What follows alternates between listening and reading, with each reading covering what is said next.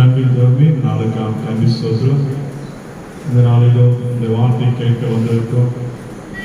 நாங்கள் சங்கீத மூலியமாய் தேடுகிற காரியத்தை நாம் கற்றுக்கொண்டோம்.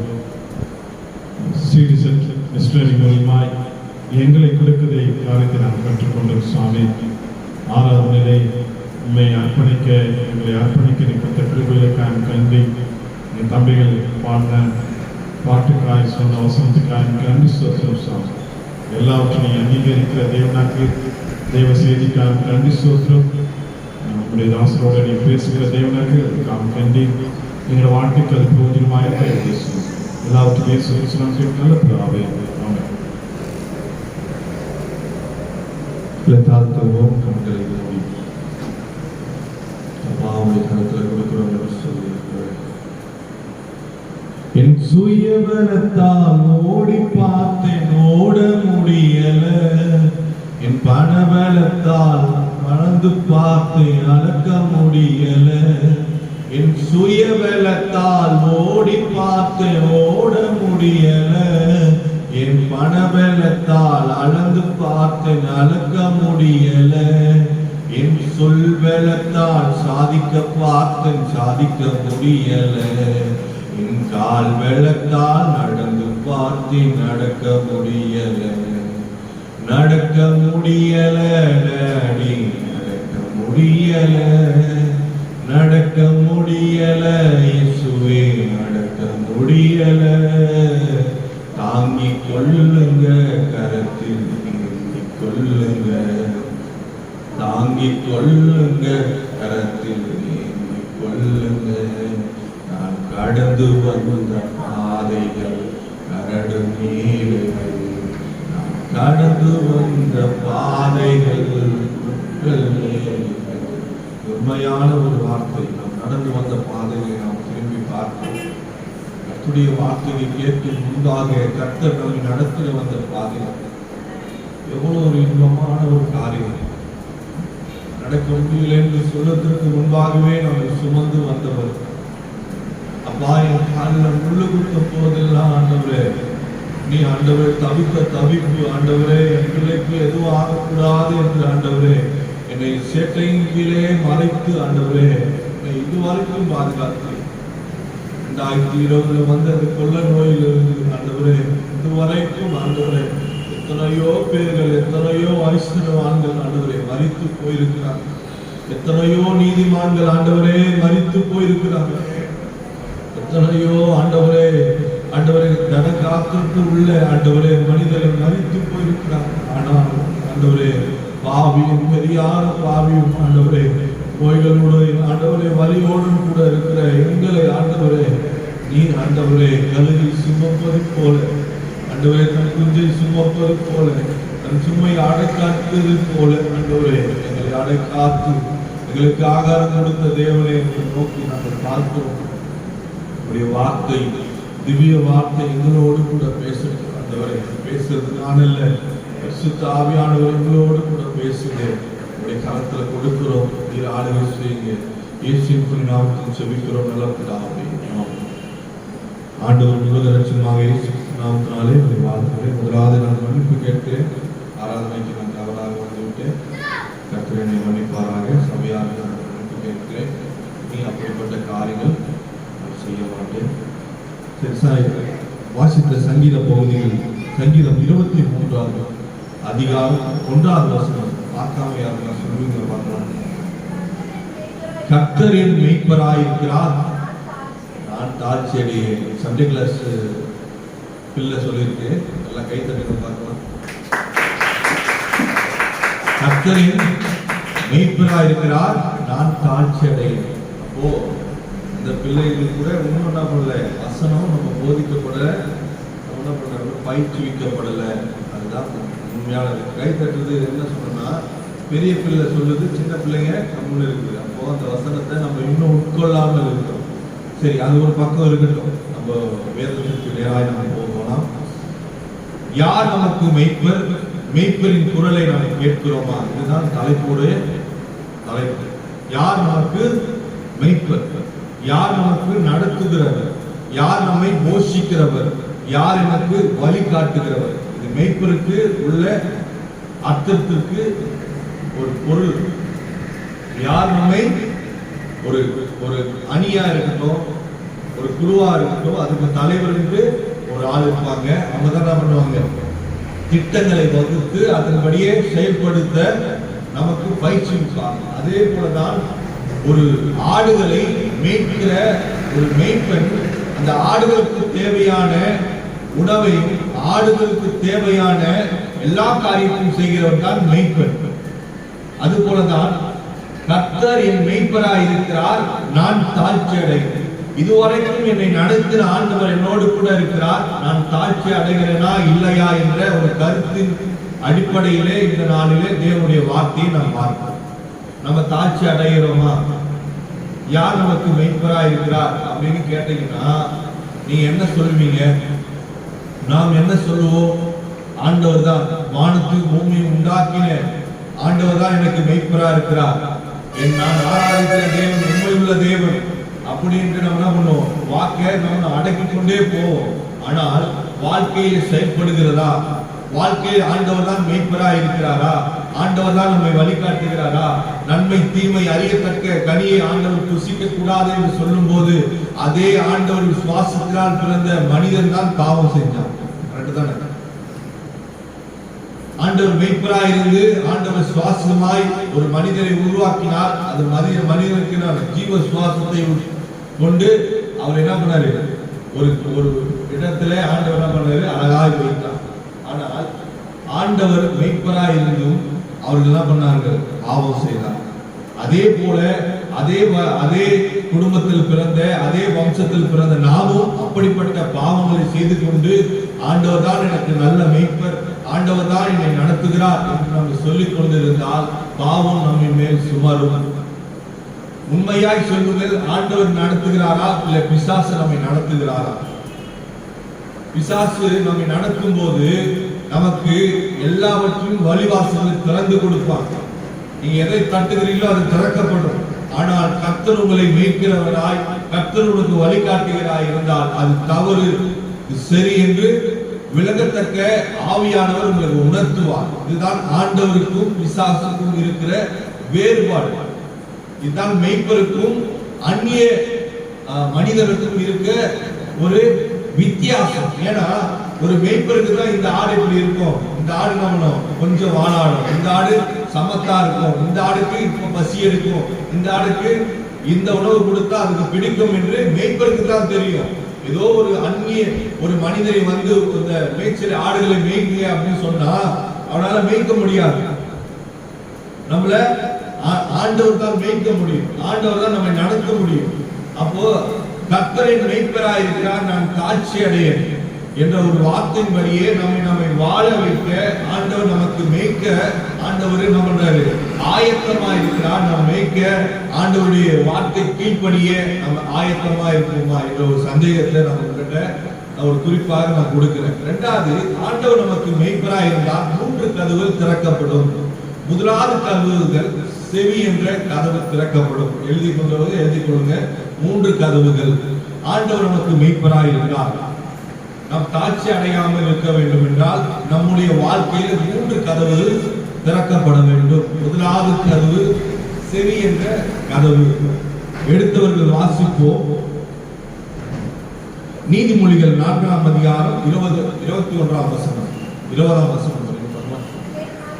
என் மகனே, பாருங்களேன், என் வார்த்தை கவனி, நல்லா பாத்துங்க. முதலாவது பார்க்கலாம், என் வார்த்தை நல்லா கவனிங்க. என் வார்த்தை நல்லா கவனி. அப்புறம் என்ன பண்ண, முதலாவது என் வார்த்தைக்கு கவனி நல்லா. உன் வாழ்க்கையில என்ன பிரச்சனை இருக்குதோ, என்ன போராட்டத்தில் இருக்குதோ, அது சொல்யூஷன் நான் சொல்றேன், என்ன கவனி. ஆண்டவருடைய வார்த்தை கவனி. அது என்ன சொல்லுகிறது கவனி. அப்புறம் உன் செவியை சாய். இப்ப நீ இந்த வார்த்தை கேட்கிறீங்க, இந்த வார்த்தைக்கு நீங்க உங்கள் இருதயத்தையும் உங்கள் சிந்தனையும் நீங்க என்ன பண்ணீங்க, கவனித்தால் தான் தேவனுடைய வார்த்தையை நீங்கள் உட்கொள்ள முடியும். அது உங்க வாழ்க்கையில நீங்க பிரயாசப்படுத்த முடியும். சொல்றது புரியுதா? நம்மள உட்கொள்ளும் போதுதான் அதை என்ன பண்ண முடியும். நம்ம உணவுல ஒரு உணவை நம்ம என்ன பண்ண உட்கொள்கிறோம், அந்த உணவுக்கு தேவையான காரியங்களை நம்ம செஞ்சு அந்த ஒரு நல்ல உணவாய் நம்ம உட்கொள்கிறோம். அது நல்லது என்ன பண்ணணும், நம்ம எடுத்துக்கொண்டு தீமையை நம்ம வெளியிடணும். அதே போலதான் தேவனுடைய வார்த்தை உன் இருதயமான அந்த வீட்டிற்கு செல்லும் போது தேவையானதை வைத்து உன் இருதயத்தில் இருக்கிற கசப்புகளையும் உன் இருதயத்தில் இருக்கிற நாசமோச எந்த காரியத்தையும் அகற்றிவிடும். அப்போ ஃபர்ஸ்ட் முதலாவது என்ன பண்ணோம், தேவன் நமக்கு மெய்ப்பரா இருந்தால் நம்ம கவனிக்க வேண்டும். ஆடுகள் மெய்ப்பர் நீங்க பாத்தீங்கன்னா இப்ப இங்க நீங்க தமிழ்நாட்டிலாம் பாத்தீங்கன்னா ஆடுகள் முன்னாடி போகும், மெய்ப்பர் தான் பின்னாடி போவாங்க. ஆனா இஸ்ரவேலில பாத்தீங்கன்னா மெய்ப்பர் முன்னாடி போவாங்க, ஆடுகள் தான் பின்னாடி போவாங்க. நான் சொல்றது உங்களுக்கு புரியுதா? தமிழ்நாட்டில் எப்படி இருக்கும், ஆடுகள் முன்னாடி அடிச்சுட்டு பின்னாடி தான் மெய்ப்பர் என்ன பண்ணுவாங்க, இங்க போவாது அங்க போவாது என்ன பண்ணுவாங்க, அடிச்சுட்டு போவாங்க.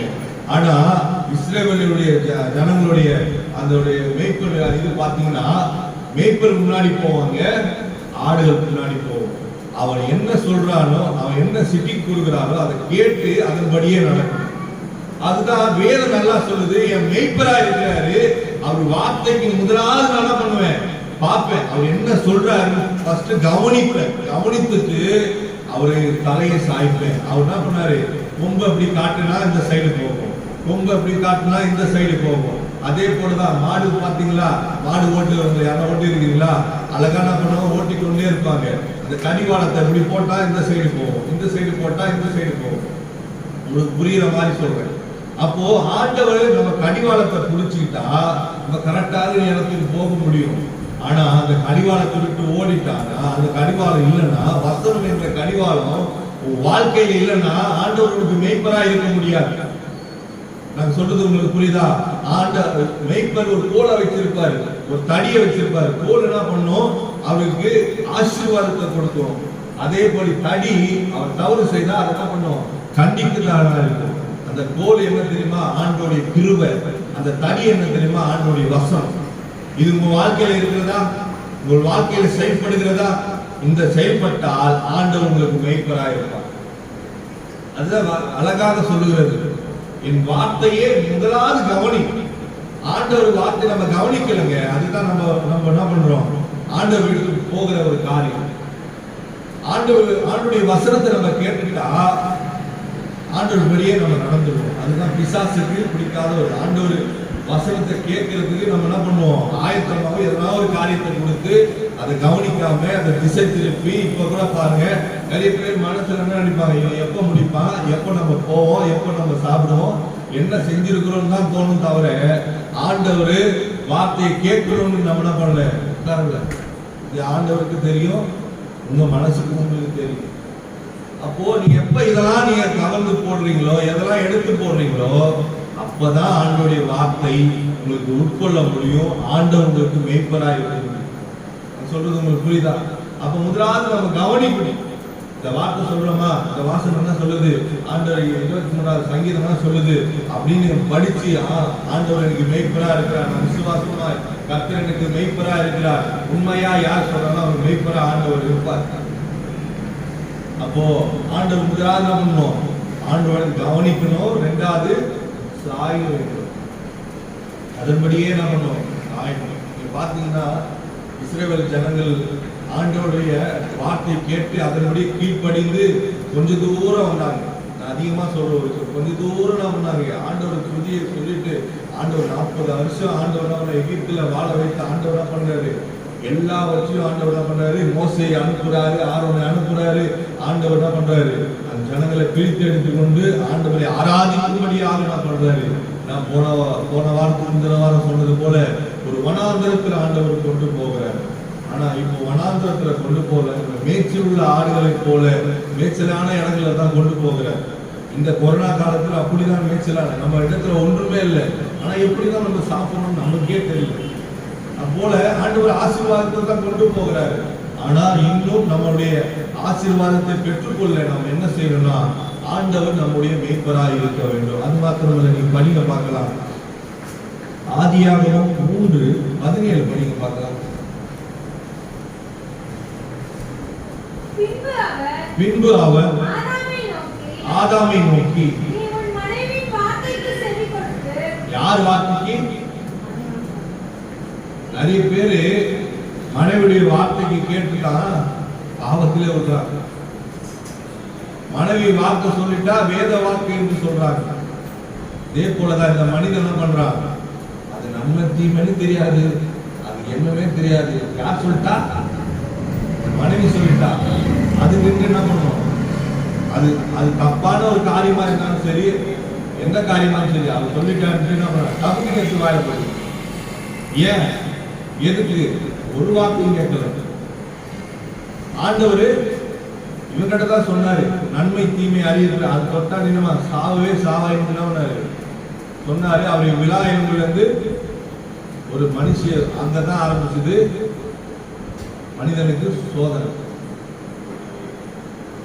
அப்போ மனிதனுடைய வார்த்தைக்கு நான் விரிவா சொல்ல விரும்பல. மனிதனுடைய வார்த்தைக்கு நம்ம செவி கொடுத்தா, இந்த ஆதாம் தன்னுடைய மனைவியுடைய வார்த்தைக்கு அவன் செவி கொடுத்தான், சாய்ந்தான் என்று வேதம் நமக்கு அழகா சொல்கிறது.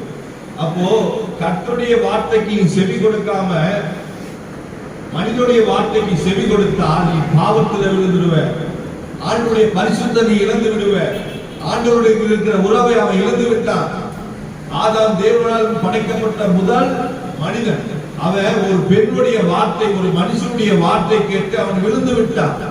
அப்போ நீ ஆண்டவர் மேய்ப்பனா இருக்கும்போது நடந்து கொண்டு போகும்போது நிறைய பேர் வந்து சொல்லுவாங்க, உனக்கு இந்த ஆசீர்வாதம் இருக்கு, இப்படிப்பட்ட ஆசீர்வாதம் இருக்கு, நீ வா, அங்க வா, நீ என்ன பண்ண காலையில ஆண்டவர் பிரேயர் விட்டு வா, இந்த காரியம் செஞ்சா உனக்கு இந்த காரியம் நடக்கும், எல்லா காரியத்துக்கும் செவி கொடுத்தா ஆண்டவருடைய வார்த்தையை மறந்து ஆண்டவர் சொல்றாரு, ஞாயிற்றுக்கிழமை எனக்கு என்ன பண்ணும் சொல்லுங்களா, வாயில திறந்து. ஞாயிற்றுக்கிழமை என்ன பண்றோம், நம்ம காலையில எழுந்துக்கிறோமா, என்ன பண்ணணும், ஆண்டவருக்கு உகந்த நாள் இது ஞாயிற்றுக்கிழமை. அந்த ஞாயிற்றுக்கிழமை இப்போதைக்கு ஆராதனை முடியாது, ஆனா ஞாயிற்றுக்கிழமை 7ஆம் நாள் என்ன பண்ணு, ஓய்ந்திருந்து கர்த்தரை என்ன பண்ண ஆராதிக்க ஆண்டவர் என்ன பண்றாரு, ஆயத்தமான காரியம். ஆனா இந்த உலகம் இப்போ மாறிக்கொண்டு வருகிறது. எந்த நேரத்திலும் ஆண்டவரை துதிக்கிறோம். புதிய ஏற்பாடு காலங்களில் நம்ம வந்து கொண்டு இருக்கிறோம். வீடுதோறும் அப்பம் விட்டாங்க, வீடுதோறும் என்ன பண்ணாங்க, ரசத்தை என்ன பண்ண ஆண்டவருடைய ரசத்தை பாரமா என்ன பண்ணாங்க, சாப்பிட்டாங்க. பழைய ஏற்பாடு முடிந்து புதிய ஏற்பாடு இப்பதான் வந்திருக்கிறோம். இன்னும் அப்போஸ்தலர் இருக்கிறது, வெளிப்பாடு விசேஷம் இருக்குது, இப்படிப்பட்ட காரியங்கள்லாம் இன்னும் நாட்கள்ல 2021 வரும். கொள்ளை நோய்கள் வரும், விபத்துகள் வரும், வியாதிகள் வரும், 10 வாதைகள் வரும். இப்படிப்பட்ட காரியம்லாம் வந்து பார்த்தா நீங்க பாத்தீங்கன்னா அமெரிக்கா அப்படிப்பட்ட நாடுகளில் பாத்தீங்கன்னா இதெல்லாம் வந்து கொண்டு இருக்கிறது. ஆனா இன்னும் சென்னையும் இன்னும் தமிழ்நாடு தப்பித்துக் கொண்டு இருக்கிற ஒரு காரியம்னா அநேக ஜப கூடங்கள் அதிகமா இருக்கிறதுனால ஒருவேளை தப்பித்துக் கொண்டு இருக்கிறதுன்னு நான் நினைக்கிறேன். அப்போ கர்த்தர் நமக்கு மேய்ப்பரா இருந்தால் மனிதனுடைய வார்த்தைக்கு நம்ம செவி கொடுக்க கூடாது. இரண்டாவது காரியம், யாத்திராகமம் 5:9 படிங்க. ஒருத்தங்க என்னாகும் 14:22 எடுத்து வைங்க. சீக்கிரம் படிங்க, நீங்க டைம்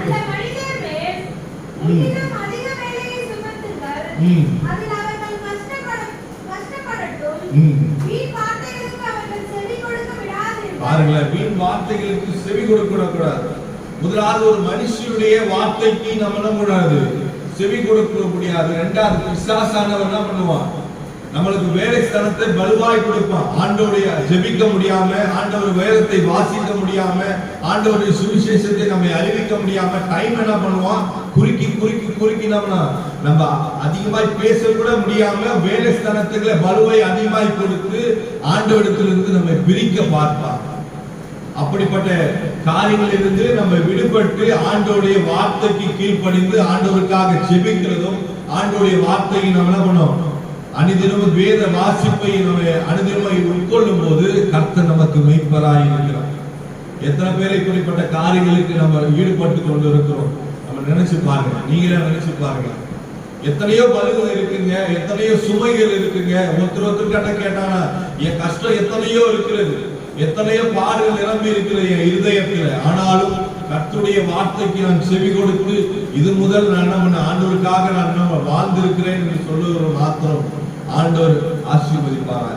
இன்னும் வாழணும் என்று நினைக்கிறவர்களை ஆண்டவர் ஆசீர்வதிப்பார். இன்னும் நான் அப்படிதான் இருப்பேன் என்று ஆண்டவர் என்ன பண்ணுவார், விட்டுட்டுவார். வருகிற காலங்களிலெல்லாம் பார்த்து ஆண்டவர் சொல்லுவாரு, ஒரு வாட்டி போய் சுவிசேஷத்தை சொல்லு, அவன் கேட்டானா ஆண்டவருக்காக கொண்டு வா, கேட்கிறானா அப்படியே விட்டுட்டு வா. இதுதான் ஆண்டவருடைய சீஷர்களுக்கு சொல்ற. நீ உனக்கு சொல்லப்பட்ட அந்த வார்த்தையை நீ சொல்லிட்டு வந்து அவன் மனம் மாறுகிறதோ மாறலையோ அவனுடைய தனிப்பட்ட வாழ்க்கை அது ஆண்டவருக்கும் அவனுக்கும் இருக்கிற ஒரு உறவு. அப்போ ஆண்டவருடைய மேய்ப்பரா இருக்கிறார் நீ நான் மாத்திரம் நம்ம என்ன பண்றோம், செவி கொடுத்து ஆண்டவருக்கோடு என்ன பண்ணோம், உறவாட இன்னும் ஆயத்தமாக நம்ம என்ன பண்ணோம், மாற வேண்டும். மனிதனுக்கு செயல்படக்கூடாது. திருச்சபை தேவனுடைய வார்த்தைக்கும் தேவனுடைய வசனத்துக்கும் கீழ்பட்டு இருக்கிறது தான் திருச்சபை. மனிதனுடைய வார்த்தைக்கோ மனிதனுடைய யோசனைக்கோ கீழ்பட்டு இருந்தால் அது சந்து கடக்கும். ஆண்டோடைய சபையில் என்ன பண்ணாங்க, பழைய பாட்டில் என்ன பண்ணாங்க, அங்கேயே பலி செலுத்துக்கு ஆடுகளும் மாடுகளும் என்ன பண்றாங்க, அங்கேயே கட்டி பலிகளை ஈஸியாக சில அங்க எதுக்கு ஆண்டவர் என்ன பண்ணாரு, காளைகளை பலியிடணும் புறாக்களை பலியிடணும் சொன்னீங்கன்னா ஆண்டோடைய ஸ்தலம் இருக்கும்.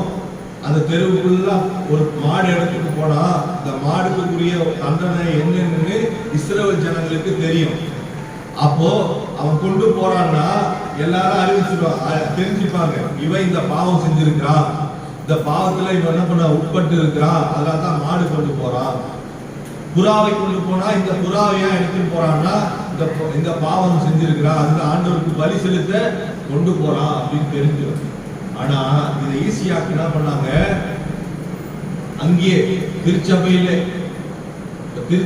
பாத்தீங்கன்னா எல்லா காரியம் வந்துச்சு. திருச்சபையிலே கிருபை உங்களை மூடிக்கொள்ளும், கிருபை உங்களை சுமந்து கொள்ளும். ஒரு கல்லு வச்சா ஆண்டவர் உங்களை ஆசீர்வதிப்பாரு. சாவி இப்படிப்பட்ட காரியம். இன்னும் தேவத்துறை நான் நேர்முறையாக பார்த்தேன், பிதாவை நான் போய் பேசினேன். இப்படிப்பட்ட துர்பூசங்களை இன்னும் திருச்சபைகள் சொல்லிக் கொண்டு இருக்கிறது. இப்போ இணையத்துல நீங்க பாத்தீங்கன்னா ஒருத்தர் அழகா சொல்றாரு, நீங்க எல்லாரும் பரலோகம் போயிடுவீங்க, அதுக்கு நான் கேரண்டி அப்படின்றாரு. ஏன்னா அந்த திருச்சபைக்கு வந்தா எல்லாம் பரலோகம் போயிடுவாங்க. நல்லா தெரிஞ்ச அன்பான தேவ ஜனமே, வசனம் எங்கே விதைக்கப்படலையோ அங்க நம்ம இருக்கக்கூடாதுங்க. வசனம் எங்கே விதைக்கப்படலையோ, தேவனுடைய வார்த்தை எங்கே விதைக்கப்படலையோ அங்க இருக்கக்கூடாது. மனிதனுடைய வார்த்தை வரும்போதே அங்கிருந்து நம்ம போயிடணும். இல்லைன்னா நம்ம ஆண்டவர் நம்ம மேல இருக்கிற அந்த கோபம் இன்னும் உக்கிரமாய் ஆயிடும். ஏன்னா நம்ம வசனத்தை தெரிந்து கொண்டும் பாவம் செஞ்சானா அந்த பாவத்துக்கு மிகப்பெரிய தண்டனை ஆண்டவர் கொடுப்பார். அப்போ ஆண்டவர் நமக்கு மெய்ப்பராய் இருந்தால், நாம் தாட்சி அடைய வேண்டும் என்றால், தாட்சி அடையாமல் இருக்க வேண்டும் என்றால், முதலாவது மனிதனுடைய வார்த்தைக்கு நாம் செவி கொடுக்க கூடாது. இரண்டாவது காரியம், பிசாசுக்கு இடம் கொடுக்க கூடாது. 1 சாமுவேல் 15:22 படிங்க, பார்க்கலாம். சீக்கிரம் படிங்க.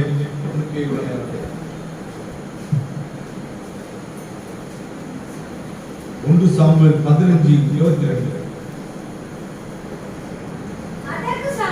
அதற்கு சாமுவேல் கர்த்தருடைய சத்தத்திற்கு கீழ்ப்படிகிறதை பார்க்கிலும் சர்வாங்க தகன பலிகளும் பிரியமாய் இருக்குமோ? பலியை பார்க்கிலும், நல்லா தெரிஞ்சுங்க, பலியை பார்க்கிலும், நீ கொடுக்கிற காணிக்கையை பார்க்கிலும், நீ கொடுக்கிற தசமபாகம் பார்க்கிலும் எது நல்லது? படிக்க பார்க்கலாம். பலியை பார்க்கிலும் கீழ்ப்படி, நல்லா கேட்டுங்க, கீழ்ப்படியணும். தேவனுடைய வார்த்தைக்கு கீழ்ப்படியணும். மேய்ப்பனுடைய சத்தத்திற்கு ஆடுகள் கீழ்ப்படியணும். நல்லா தெரிஞ்சுங்களா? கீழ்ப்படியணும். முதலாவது நீ பலி கொடுத்தாலும் சரி, எந்த ஆசீர்வாதத்துக்கு நீ பொருள் கொடுத்தாலும் சரி, எத்தனை ஐஸ்வர்யத்தை நீ கொடுத்தாலும் சரி, தசவு வாகனத்தை நீ எத்தனை லட்சத்தை கொடுத்தாலும் சரி, அதெல்லாம் ஆண்டவர் என்ன பண்ண மாட்டாரு, அங்கீகரிக்க மாட்டாரு. மேய்ப்பர் அதெல்லாம் ஆடுகளுக்கிட்ட கேட்க மாட்டாரு. ஆடுகளுக்கு கேட்கப்படுகிற ஒரு காரியம், என் சத்தத்திற்கு கீழ்ப்படி. அதுதான் சொல்லுறேன், மேய்ப்பனுடைய சத்தத்தை கேட்கிறவரா நாம் இருக்கிறோமா? கீழ்ப்படுகிறவர்களா இருக்கிறோமா? தேவனுடைய வசனத்தை ஒட்டுக்கொள்கிறோமா? ஆண்டவர் பாவம் செய்யக்கூடாது என்று நாம் பாவம் செய்யாமல் இருக்கிறோமா? மற்றவர்கள் பரியாசம் பேசக்கூடாது என்று சொல்கிறார், நாம் பரியாசம் பேசாமல் இருக்கிறோமா? இப்படிப்பட்ட கீழ்ப்படிதல் நமக்கு வாழ்க்கையில் இருக்கிறதா என்று நாம் சிந்தித்து பார்க்கும் போது நம்மை நாம் ஆராய்ந்து பார்ப்போம். அது மாத்திரம் நீதிமொழிகள் 5:1 படிக்க பார்க்கலாம்.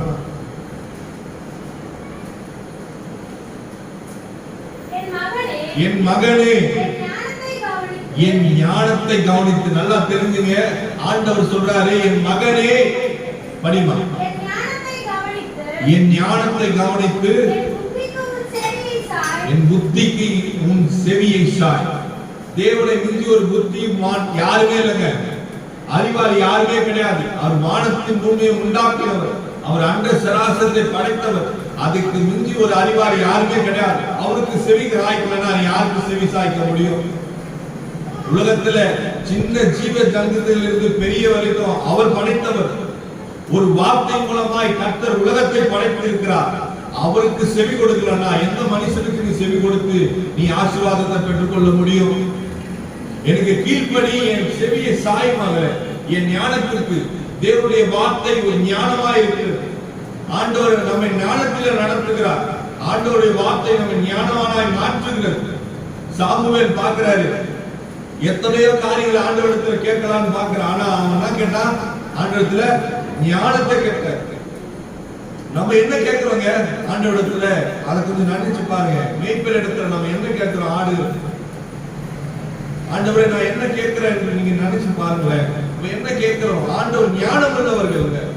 நமக்கு என்ன தேவைன்னு தெரியும். இந்த வயதுல என்ன தேவை, இந்த வயதுல என்ன தேவைப்படாது என்று ஒரு தகப்பன் தாயை காட்டிலும் மேலான ஒரு தெய்வம் நமக்கு வழிகாட்டியா இருக்கிறார். அந்த ஞானத்தை விட நமக்கு என்ன ஞானம் பெரிது?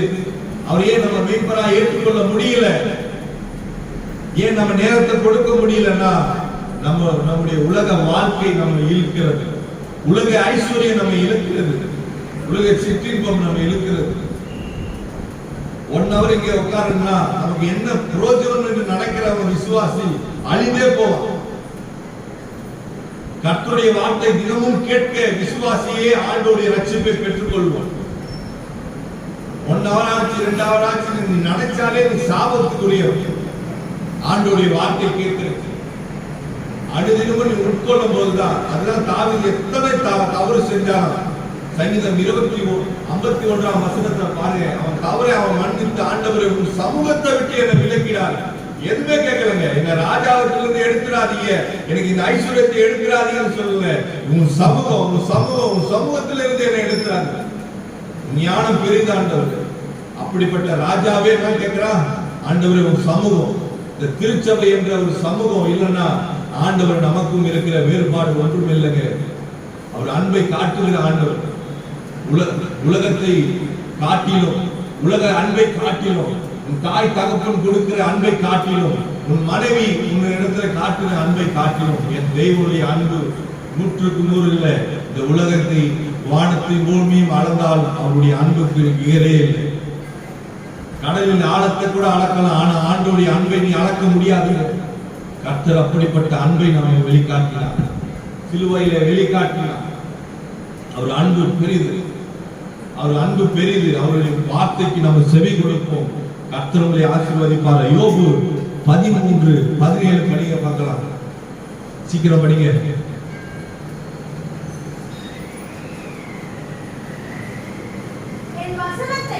என் வசனத்தையும் நான் சொல்லி நல்லா கேட்டுங்க. என் வசனத்தையும் நல்லா பாத்துங்க, நல்ல வசனத்தை கேளுங்க. என் வசனத்தையும் நான் சொல்லி காண்பிக்கிறதும் கவனமாய் கேட்கணுமா? மோசே கர்த்தருடைய வார்த்தையை கவனமாய் கேட்டான். யோசேப்பு கர்த்தருடைய வார்த்தை கவனமாய் கேட்டான். ஆண்டவர் சொப்பனத்தை கொடுக்கும்போது கவனமாய் கேட்டான். மோசே ஆண்டவர் வழி நடத்துவதற்கு கவனமாய் கேட்டான். ஆண்டவர் என்ன சொல்கிறாரோ அதை கேட்டார். ஆண்டோடைய பலிபீடம் எப்படிப்பட்டதா இருக்கணும், ஆண்டோடைய பலி எப்படிப்பட்டதா இருக்கணும், எப்படி செலுத்தணும், எப்படி அதை என்ன பண்ணணும், காலத்துல என்ன செய்யணும், எல்லாத்தையும் கவனமாய் கேட்கணும். தேவனுடைய வார்த்தையை நம்ம கவனமா கேட்கணுமா? 3 வார்த்தை 4 வார்த்தைக்கே நம்ம என்ன பண்றோம்? ஒன்றும் முடியல, எனக்கு புரியல, படிச்சுட்டு எனக்கு புரியல அப்படின்னு கவனமா கேட்டா ஆண்டவருக்கு செவி கொடுக்கிற பிள்ளையா தான் அது புரியுங்க. நம்ம தான் மைண்ட உலகத்துல வச்சுட்டு இருதயத்தை மாத்திரம் ஆண்டவருக்கு கொடுக்குறோம் வேற வழியா வேற இடத்துக்கு கொடுக்குறோமே. எப்படி ஆண்டவருடைய வார்த்தை நமக்கு செவி கொடுக்க முடியும்? கர்த்தருக்கு கொடுக்கிற நேரத்தை நம்ம சரியா கொடுத்தா ஆண்டவருடைய வார்த்தை புரியும். பிள்ளைகளுக்கு ஆண்டவருடைய வார்த்தை புரியணும்னா நம்ம சொல்லிக் கொடுக்கணும். முடிஞ்சோட தான் இருக்குது ரெண்டு பேருக்கும். ஆண்டவருடைய வார்த்தையை நாம் எப்படி கவனிக்கிறோமோ அப்படி கவனித்தால் தான் புரியும், இல்லனா புரியாது. நீ ஒரு வாரம் எடுத்து படிச்சாலும் ஒரு வருஷம் படிச்சாலும் ஆதியாகமத்துல ஒன்றும் புரியாது, மத்தேயுல ஒன்றும் புரியாது, எந்த சங்கீதத்திலும் ஒன்றும் புரியாது. ஒரு வார்த்தை படிச்சாலும் அது ஆண்டவர் பரிசுத்த ஆவியானவருடைய ஏவலோடு கூட ஆண்டவர் மேல இருக்கிற அன்போடு நீ படிச்சனா அது எந்த காலத்திலும் உங்களுக்கு அழியாது. ஜப்பான் எத்தனை பேருக்கு தெரியும்? போன வாரத்தில் கூட பாஸ்டர் சொன்னாங்க நினைக்கிறேன். அவங்க ஒரே ஒரு காலை வச்சுட்டு ஒரு மாசம் படிப்பாங்க. இந்த ஒரு மாசம் படிச்சுட்டு அடுத்தது கொடுப்பாங்க. நல்லா தெரிஞ்சுங்க, ஒரே ஒரு சின்ன ஒரு தூக்கு கைதியுடைய வாழ்க்கை சரித்திரத்தை பாருங்க. ஒரு ஜப்பான்ல 18 பேரை நரபலி கொடுத்த ஒரு மனுஷன், நரபலி கொடுத்த ஒரு மனுஷன் வில்சன் என்ற ஒரு தேவ மனிதன் அங்கே சுவிசேஷத்தை சொல்லும் போது அங்கே அந்த காவல் அதிகாரிகள் எல்லாம் அவங்கள்ட்ட கேட்டு எல்லாருக்கும் சுவிசேஷத்தை சொல்லணும் அப்படி சொல்லும் போது இதெல்லாம் தடை பண்ணது. அங்கே ஒரு உயர் அதிகாரி ஆண்டவராக ரட்சிக்கப்பட்டவர் தெரியாம நீங்க ஒரு கைதியாக உள்ள வந்து நீங்க சுவிசேஷத்தை சொல்றீங்களான்னு கேட்டாங்க. சொல்றேன் அப்படின்னு சொல்லிட்டு அவர் அந்த படிச்ச அந்த வசனத்தை மற்ற இடத்துலாம் சொன்னாங்க. அவர் உள்ள போகும்போதே அடிச்சாங்க, உள்ள போகும்போது சித்திரவதைப்படுத்தினாங்க. ஆண்டவர் வார்த்தை சொல்லும் போதெல்லாம் அடிப்பாங்க. ஒருத்தர் சொன்னானா, தேவனை நான் ஏற்றுக்கொள்றேன், ரைட்டு கண்ணை எனக்கு கொடுப்பியா அப்படி குடுங்கி நீயே கொடுக்கணும் அப்படின்னு சொல்லும் போது அப்படியே புரியுது. நிஜமா நடக்குது. ஒரு ஆத்மா அல்லது ஒரு ஆத்மாவுக்காக என் கண்ணை நான் கொடுக்குறேன்னு நம்ம நேரத்தை கூட கொடுத்தவங்க நல்லா சிந்திச்சு பார்க்கலாம். நேரத்தை கூட கண்ணையே கொடுக்க அப்படிப்பட்ட சுவிசேஷத்தில் வாழ்கிற வாழ்க்கையில தான் நானும் கிறிஸ்தவன், நானும் பைபிள் எடுத்து போவேன், நானும் பாட்டு பாடுவேன், நானும் ஆராதிப்பேன், நானும் சுவிசேஷத்தை சொல்லுவேன் என்று மார்த்தட்டி கொண்டு இருக்கிற நம்முடைய சமுதாயம் இன்னும் திருந்தால் உண்மையாய் கர்த்தரை நோக்கி பார்க்கிறவர்கள் தன்னை அவர்கள் இழந்து மற்றவர்களுக்காக ஜீவனை கொடுக்கிறார். கர்த்தரின் மெய்ப்பராய் இருக்கிறார்கள், தாழ்ச்சியடையன்னு சொல்லுகிறவர்கள் தன்னை தாழ்த்துவார்கள். எத்தனை பேர் நம்ம தாழ்த்துகிறோம்? என்ன எடுத்துக்கொள்ளுங்க, நான் எத்தனை பேர் நான் தாழ்த்துக்கிறேன்? என்ன தாழ்த்துகிறேன்? இதனால் நான் என்ன பார்க்கிறேன்? நான் தாழ்த்துகிறேன். தேவன் மெய்ப்பரா நான் ஏற்றுக்கொள்கிறேன். இதனால நாம் எல்லாரும் ஆண்டவரத்தில் ஒப்பு கொடுக்கிறோம். ஆண்டவரே வசனத்துக்கு நான் கீழ்ப்படுகிறேன், அதை நான் பஸ்ட் கேட்கிற ஆண்டவர் கீழ்ப்படுகிறேன். கர்த்தர் நம்மை ஆசீர்வதிப்பார். அது மாத்திரமல்ல, சங்கீதம் 22:21 படிக்க பார்க்கலாம்.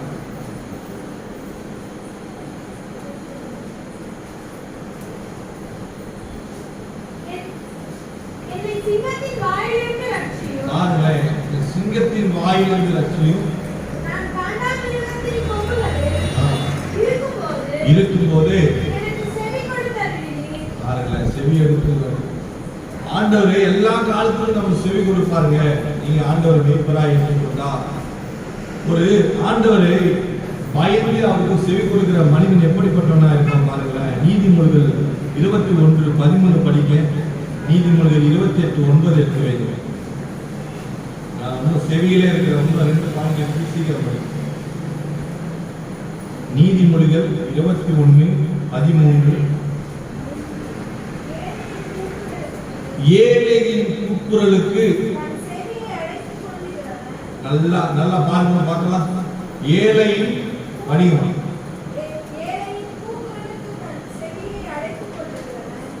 என்னது? எல்லா இடத்துக்கும் பார்க்கலாம், எல்லா இடத்துக்கும் பார்க்கலாம். எல்லா நீதிமொழிகள் 21:13 எடுப்பாங்க. சின்ன பிள்ளைங்க எல்லா இடத்துக்கும் பார்க்கலாம். படிங்க, எல்லாம் ஒன்றா படிக்கணும் சீக்கிரம், இல்லைன்னா 10 மணிக்கெல்லாம் முடிப்பேன். அதெல்லாம் சீக்கிரம் படிக்கலாமா? படிங்க. செவியை அடைத்துக் கொள்கிறவர். ஐயா, என் பக்கத்துல ஒரு ஏழை விதவி இருக்கிறாங்க, ஏழை பிள்ளை இருக்கிறாங்க, அவங்க பசியா இருக்கிறாங்க. நம்ம உணவு சாப்பிட்டா ஆண்டவருக்கு முன்பாக நீ தான் ஏழை, நீ தான் பாவி. நீ நீதிமான் என்றாலும் ஆண்டவர் பாவி தான் சொல்லுவார். அப்போ உன் செவியை என்ன பண்ணணும்? ஆண்டவருக்கு சாய்க்கணும். ஆண்டவனை ஆசீர்வதித்திருக்கிறார், ஆண்டவனை அற்புதமாய் நடத்திருக்கிறார். அதை நீ மாத்திரமல்ல, மற்றவர்களுக்காக இறங்க வேண்டும். மேய்ப்பரை ஆடுகளாய் நாம் இருக்கும்போது மற்றவர்களுக்காக இறங்குற குணத்தை கர்த்தர் நமக்கு கொடுப்பார். அப்படி கொடுக்கலன்னா, அப்படிப்பட்ட குணம் இடத்துல இல்லைன்னா, நான் ஆண்டவரால நடத்தப்படுகிற மனிதன் அல்ல என்று நீங்களே நினைச்சீங்க. மேய்ப்பரால நடத்தப்படுகிற மனிதனே இல்லை என்று நீங்க நினைச்சீங்க. பிசாசால நடத்தப்படுகிற மனிதன். நீ ஏழைக்கு உன் காதுல அடைக்கப்பட்டிருந்தா நீ பிசாசால அடைக்கப்பட்ட. பிசாசு நடத்துறான்னு என்ன பண்ணும்? நீங்களே நினைச்சீங்க. ஒரு 10 ரூபாய் இல்லாம பசியோட கூட இருக்கும் போது நீ நல்லா சாப்பிட்டு நல்லா திருப்தியா இருந்து அவனை பார்க்காத ஒரு செவியை சாய்க்காம நீ இருந்தா நீ பிசாசால நடத்தப்பட்டவன். தேவனால் நடத்தப்பட்டவன் ஏழைகளுக்கு இறங்குவான், ஏழைகளுக்கு கடன் கொடுப்பான், ஏழைகளுக்கு என்ன பண்ணுவான்? பசியான உணவு கொடுப்பான். பொருளழிவு தேவனுக்காக அவன் முழங்கால் முழங்கப்பட்டது. அவனுக்கு மாத்திரம் ஆசீர்வாதம் அல்ல, அவனை சுற்றி இருக்கிற ஜனங்களுக்காக அவன் ஜெபித்தான். அவன் சுற்றி இருக்கிற ஜனங்கள் எல்லாம் ரட்சிக்கப்படும்படியாக அவன் முழங்கால் முழங்கப்பட்டது. அதுவும் ஏழைக்கு இறங்குறது தான். அவன் அந்நியனாய் இருந்தான். ஆண்டவருக்கு அவனுக்கு எந்த ஒரு தொடர்பும் கிடையாது. நாம் இப்ப இருக்கிறோம் பாத்தீங்களா, இப்படிப்பட்ட ஒரு சந்ததி பிறந்தவரே கிடையாது. இஸ்ரவேல் சந்ததியே கிடையாது. அவன் அந்நிய சந்ததி. ஆனால் தேவனால் அறிந்து அவன் செவிகளை சாய்த்து கர்த்தரை நோக்கி பார்க்கும் போது பரிசுத்த ஆவியான நிலையிட்டான். பேதுரு ஆச்சரியமாய் பார்க்கிறான். ஆண்டவரே, அவன் மாம்சம் புசிக்கிறவன், அவனிடத்துல எப்படி போய் நான் சுவிசேஷம் சொல்லும் போது ஆண்டவர் சொன்னார், நீ அங்க போ, அங்க போ. நீ ஆண்டவருடைய வார்த்தைக்கு நீ செவி கொடுத்தா, ஆண்டவருடைய வார்த்தைக்கு நீ கீழ்ப்படிந்தால் பரிசுத்த ஆவியான உன்னை மாத்திரமல்ல உன் குடும்பத்தை தொடுவார், உன் குடும்பத்தை நடத்துவார். பிசாசு நடத்த உருவான முடியாது. உன் செவியை கர்த்தருக்கென்று சாய். இந்த இரவு வேளையில ஆண்டவருடைய வார்த்தை இடத்துல வருகிறது. கர்த்தருக்காக உன் செவியை சாய்க்கும் போது கர்த்தர் உன்னை எழுப்புவார், கர்த்தர் உன்னை பயன்படுத்துவார். கர்த்தருடைய வார்த்தை உனக்கு வெளிப்படும். அது சிறுவன் அல்ல, பெரியவன் அல்ல. சாமுவேலை எடுத்துக் கொள்ளுங்கள். ஒரு சிறிய பிள்ளையை இடத்துல கூட ஆண்டவர் பேச முடியும். ஏதோ ரெவரண்ட், டாக்டர், பிஷப், இல்ல பாஸ்டர், பெரிய பட்டம், MBA, DSc எது படிச்சாலும் சரி, கர்த்தருடைய செவியை சாய்க்கலன்னா ஆண்டவர் உங்ககிட்ட பேச மாட்டாருங்க. இட படிச்சவனுக்கு நீ மாறு தட்டினா கூட ஆண்டவர் உங்ககிட்ட பேச முடியாது. சிறு பிள்ளைக்கு என்ன படிச்சிருப்பான் அவன்? ஆண்டவர் வார்த்தை அழகா சொல்றாரு. இப்படிப்பட்ட பாவம் செய்யறாங்க, ஏழையுடைய பிள்ளைகள் பாவம் செய்யறாங்க அப்படின்னு ஒரு சின்ன பிள்ளை போல சின்ன பிள்ளைக்கு சொல்றாரு. அந்த பிள்ளை பெரிய தீர்க்கதரிசிக்கு அறிவுரை சொல்லுதுங்க. தேவனுடைய மேய்ப்பராய் நாம் இருந்தால், தேவனுக்கு செவி கொடுத்தால், நம்ம மூலமாய் அநேக ரட்சிக்கப்பட ஆண்டவர் உதவி செய்வார். அநேக மனம் திரும்ப ஆண்டவர் உதவி செய்வார். அநேக பாவங்களை அவருக்கு விலக்கிவிட ஆண்டவர் உதவி செய்வார். நாம் செவிகளை சாய்ப்போம். இரண்டாவது, கண் என்ற கதவு திறக்கப்படணும். செவி என்ற கதவு திறக்கப்பட்டு கண் என்ற கதவு திறக்கப்படணும். ஆதியாகமம் 19ஆம் அதிகாரம் படிக்க வேண்டாம், நான் சொல்றேன். லோத்து தேவனுடைய வார்த்தைக்கு அவன் கீழ்ப்படிந்து அவன் குடும்பத்தோடு கூட போகும்போது அவன் மனைவி என்ன பண்றாரு? திரும்பி பார்க்கிறார். என்ன ஆகிறாரு? உலகத்தை திரும்பி பார்த்தால், உலகத்தை திரும்பி பார்த்தால் நீ உப்பு தூணாய் மாறிடுவாய். இந்த திருச்சபையில வந்து நீங்க ஞானஸ்நானம் பெற்று ஆண்டவர் பரிசுத்த ஆவியால் நிரப்பட்டு இன்னும் ஆண்டவருடைய வார்த்தைக்கு நான் கீழ்பட்டு நீ ஞானஸ்நானமோ இல்ல திருவிந்தோ எடுத்துட்டு திருப்பி நீ பாவத்துல திரும்பிட்டா கடைசி காலத்துல நீ உப்பு தூணாதான் மாறுவார். ஆண்டவருடைய வார்த்தை தெளிவாக உங்ககிட்ட சொல்ல, மேய்ப்பர் உன்னை விட்டு விடுவாங்க. தேவனுடைய வார்த்தை செவி கொடுத்து அவன் செவி கொடுத்தான், அவன் குடும்பமும் செவி கொடுத்தது. ஆனா அவன் கண்ணு என்ன பண்ணுச்சு? பாவத்துக்கு நேராய் திரும்பினது, ஐஸ்வர்யத்துக்கு நேராய் திரும்பினது. ஆஹா, புதிய வீடு, நான் 3 வீடு கட்டிட்டேன், இந்த வீடை எப்படி விட்டு போவேன்? நான் ஆண்டவர் கூப்பிடாரு, ஆண்டவரே என் வீடு திறந்து போட்டு இருக்குது, இன்னும் பூட்டி கூட வரல, என் வீட்டுல நகை இருக்கிறது, நைட்டு யாரும் இல்லை, யாரும் திருடிடுவாங்க அப்படின்னு உலகத்துக்கு மேல ஆசையோடு கூட இருந்தீங்கன்னா நீங்க உப்பு தூணாய் மாறிவிடுவீங்க. ஆண்டவர் கொடுத்தாரு, ஆண்டவர் எடுத்தாரு. ஆண்டவர் நாமத்துக்கு ஸ்தோத்திரம். சொல்ல முடியுமா? அவனே நோய்வாளி இருக்கிறாங்க. அவன் மனைவி சொல்லுது, செத்துறா, ஏன்னா இருக்கிற ஜீவனை கொடுத்த இத்தனை பிள்ளையும் இறந்துட்டாங்க, இத்தனை ஐஸ்வர்யம் இருந்து கொடுத்து நீ ஆண்டவர் சொல்றிய, அந்த ஆண்டவரை எல்லாம் தூசித்து ஜீவனை விடு. உன் வார்த்தை கண்களில் மாம்சம், ஆசீர்வாதத்துக்கு, உலக ஆசீர்வாதத்துக்கு உன் கண்ணை போச்சுன்னா உப்பு தூணாய் மாறிடுவேன். உன் நாவு கர்த்தரை உயர்த்தாமல் கர்த்தரை தூசித்தால் நீ என்ன பண்ணுவ? ஆண்டோடைய ஆசீர்வாதத்தை, ஆண்டோடைய பரலோகத்தை சுதந்திரத்துக்கு வாய் என்ன சொல்லுது? ஆண்டோடைய தூசித்து ஜீவனை விடு. ஆனா அந்த யோபுவின் வாயிலிருந்து வருகிற புறப்படுகிற வார்த்தை என்ன தெரியுமா? அவர் கொடுத்தார், அவர் எடுத்தார். கர்த்தர் நாமத்துக்கு இப்படிப்பட்ட வார்த்தை உண்மையாய் ஆண்டவர் மெய்ப்பராயிருந்தால் நம்முடைய வாழ்க்கையில வரும். எத்தனை கவலை வரட்டுங்க, எத்தனை கேன்சர் வியாதி வரட்டும், எத்தனை படுகொலி வரட்டும், ஏன் ஆண்டவர் எனக்கு இப்படிப்பட்ட சோதனை? நான் நிறைய நினைச்சிருப்பேன். 3 நாளைக்கு முன்பாக ரொம்ப வலி, தாங்க முடியாத வலி. அது என்ன சாப்பிட்டோம்னு நமக்கும் தெரியல, அது யாருக்கும் தெரியல. ஏதோ ஒன்று சாப்பிட்டோம், செம்ம வலி.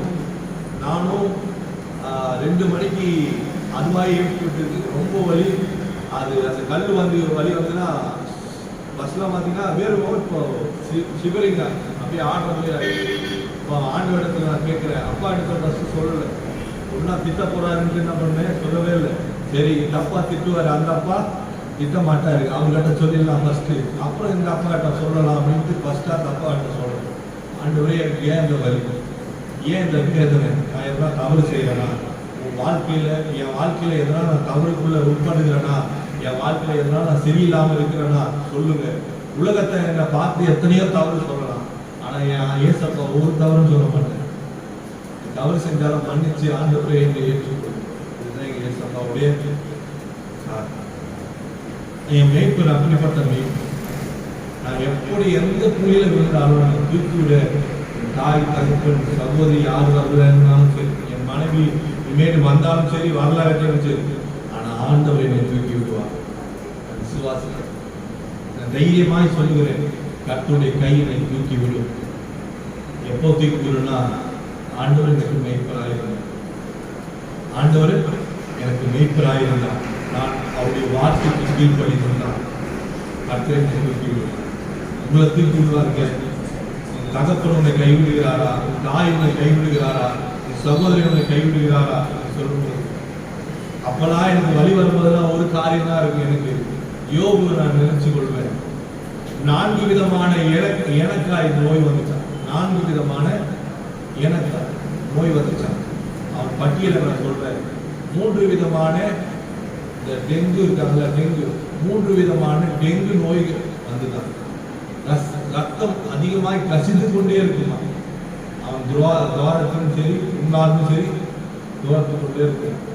ஈக்கள் கண்ணை தவிர எல்லாருக்கும் முன் பிடித்து அவனுக்கு அவன் சொல்றாங்க, கர்த்தர் கொடுத்தார், கர்த்தர் நான். பாருங்களேன், அந்த அந்த காட்சி நான் இப்போலாம் கஷ்டப்படும் போதுதான் என் கண் முன்னாடி வந்துட்டோம். அப்படிப்பட்ட நாட்களுக்கு அப்படிப்பட்ட என்னதான் விசுவாசம், இப்படிப்பட்ட ஒரு மனிதனுக்கு ஆண்டவருக்காக அதே நீ 49வது வசனத்தை படிச்சு பாருங்க. இது வரைக்கும் யோபுவை போல ஒரு ஐஸ்வர்யவான் இல்லை. இது வரைக்கும் நீங்க படிச்சு பாருங்க, அழகா சொல்லு. எல்லா காரியத்தையும் முடிச்சுட்டு ஆண்டவர் எல்லாம் கொடுத்தாரு, எத்தனையா கொடுக்கிறார். பிசாசு இடத்துல அவர் அப்படியே தலை நிமிர்ந்து நிற்கிறார். அவர் எப்போ முதலாவது வசனத்தில் சொல்றாரு, உத்தமனும் சன்னாக்கும் நீதிமான இருக்கிற என் பிள்ளை மேல கண் வைத்தாயோ சொல்லும் போது, அதே ஆண்டவர் கடைசியா இந்த பிசாசு எத்தனை சோதனை கொடுக்கிறார், எத்தனை வேதனை கொடுக்கிறார், எத்தனை போராட்டம் கொடுக்கிறார், எத்தனை காரியங்கள் செய்யறார். ஆனாலும் கர்த்தரை அன்பை பிடித்து கொண்டு யோபு அவன் எடுத்தார். நீங்களும் நானும் நிற்போமா, ஆண்டவருக்காக நிற்போமா? இந்த நாள் நம்ம சிந்தித்து பார்ப்போம். கடைசியாக ஒரு வசனத்தை மாத்திரம் நம்ம படிப்போம். உபாகமம் 4:29 24 படிங்க, 29 படிங்க. அங்கிருந்து உன் தேவனாகிய கர்த்தரை தேடுவாய். என்னது சொல்லுங்க? 3 கதவு திறந்த உடனே செவி திறந்துருச்சு, கண்கள் திறந்துருச்சு. செவி எதனால திறக்கும்? தேவனுடைய கீழ்ப்படிதல், அது வார்த்தைக்கு கீழ்ப்படிதால், அது வசனத்துக்கு கீழ்ப்படித்தால் செவி திறக்கும்.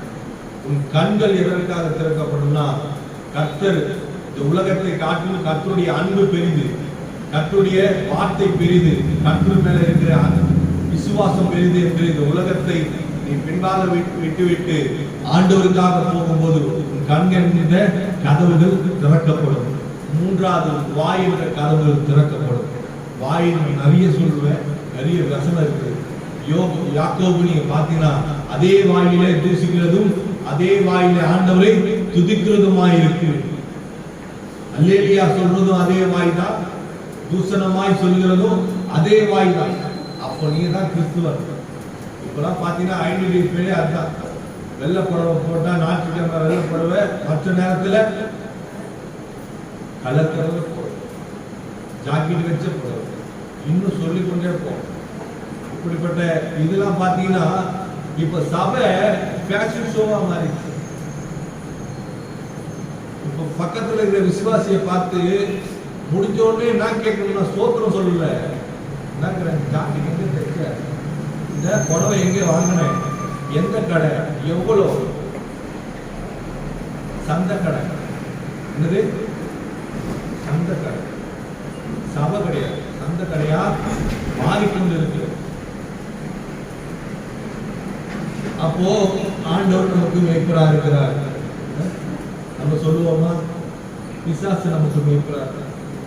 நமக்கு உச்சகமான ஒரு கண்ணு புறப்பட்டா அது ஆண்டவரத்துல சொல்லி, ஆண்டவரை இது ஓகேவா, இது எனக்கு ஆண்டவரத்துக்கு கேட்க எடுத்தோம்னா நேரா போயிட்டு எவ்வளோ, எந்த ஆர்டர் பண்ணுங்க, எங்க ஆர்டர் பண்ணுங்க, எவ்வளோ டிஸ்கவுண்ட், அப்படிலாம் கேட்டீங்கன்னா நீங்க தான் உலகத்தான். சபைக்குள்ள வந்து கிறிஸ்துவன் என்று சொல்லக்கூடாது, ஆண்டவருக்கு தெரியும். கண்ணினுடைய இச்சையை, அது மாத்திரமல்ல, ஒரு கண் உனக்கு இருளா இருந்தா ஒரு கண் என்ன பண்ணணும்? இப்ப 2 கண் இல்லாமே போயிடுவாங்க சில பேர்ல, அதெல்லாம் உண்மையா இருந்தா. கரெக்டு தானே? வாய் என்ன பண்ணணும்? காதை பழைய ஏற்பாடு மட்டும் இப்போ இருந்தா நம்ம யாருமே இருக்க முடியாது.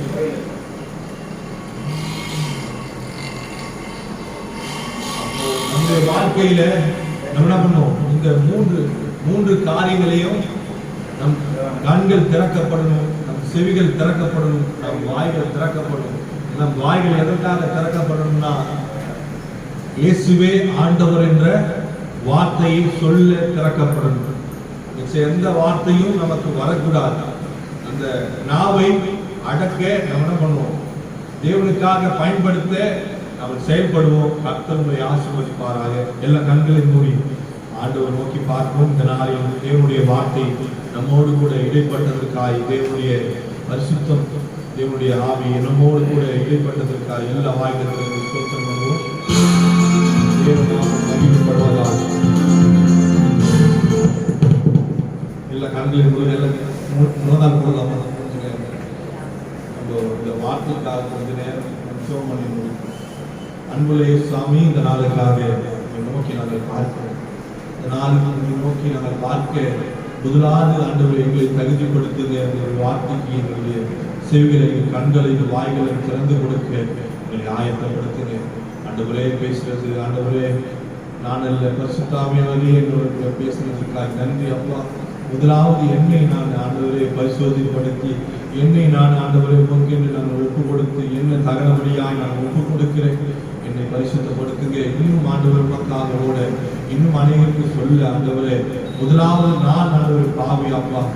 ஆண்டவரே, இதை சொல்ல கூட எனக்கு ஆண்டவரே எந்த தகுதியும் இல்லை. ஆனாலும் என்னை ஸ்திரப்படுத்தி, என்னை பலப்படுத்துகிற கிறிஸ்துவாலே எல்லா காரியத்தையும் செய்யணும் பலன் உண்டு என்று சொன்னது போல இந்த வார்த்தையை ஆசீர்வதிங்க. வந்தவர்களை ஆசீர்வாதமாய் கொடுப்போம். இயேசுவின் நாமத்தில் ஜெபிக்கிறோம் நல்ல பிதாவே. ஆமென். நம்ம அப்படியே எழுந்து நிற்போம்.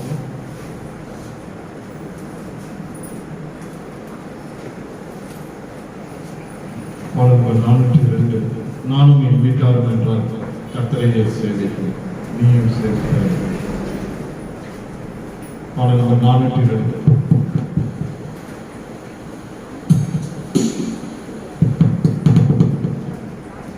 கர்த்தருக்கு காணிக்கை. பாடல் 402. நானும் என்